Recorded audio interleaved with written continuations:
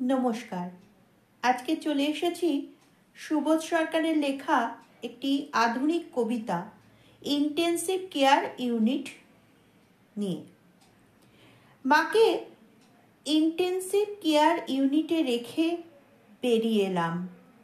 আমার কাঁধে এসে বসলো একটা প্রজাপতি। টাকা তুলতে বেরোলাম। অফিস বলল রাইটার্স থেকে লিখিয়ে আনুন। রাইটার্স বলল মন্ত্রীকে বলুন। মন্ত্রীর পিএ বললেন আজ সকাল 10টায় মন্ত্রীকেই ইন্টেন্সিভ কেয়ার ইউনিটে দিতে হয়েছে, পরে আসুন। কিন্তু মাকে বাঁচাতে হলে টাকা দরকার। প্রজাপতি এসে আর একটা কাঁধে বসলো। ভাই প্রজাপতি, তুমি কিছু বলবে? চেয়ারম্যান বোস একটা ঠিকানা দিয়ে বললেন এই মহিলার কাছে যান, ইনি মুমূর্ষু মায়ের যুবক ছেলেদের অর্থ দিয়ে সাহায্য করেন। হাতে ঘন্টা দুয়েক সময় নিয়ে যাবেন।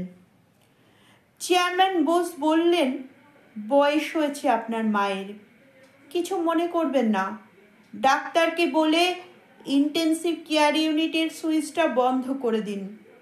ঠিকই বলেছিলেন তিনি, কিন্তু রাইটার্স থেকে বেরিয়ে মনে হলো শুধু রাইটার্স নয়, সেন্ট্রাল অ্যাভিনিউ নয়, এপাশে হাওড়া ওপাশে শিয়ালদা, দুটো ক্ষয়ে যাওয়া ফুসফুস নিয়ে গোটা কলকাতা একটা বিরাট ইন্টেন্সিভ কেয়ার ইউনিটের মধ্যে ধক ধক করছে।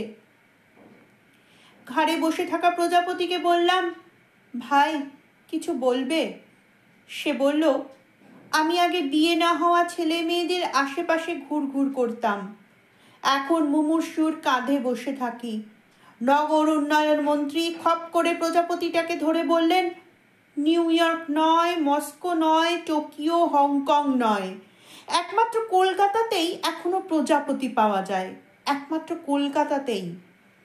এটাই হবে আমাদের পরবর্তী বিজ্ঞাপন। আমি চোখ মুছে বললাম ইন্টেন্সিভে শুয়ে থাকা আমার মায়ের কি হবে? আমার মায়ের।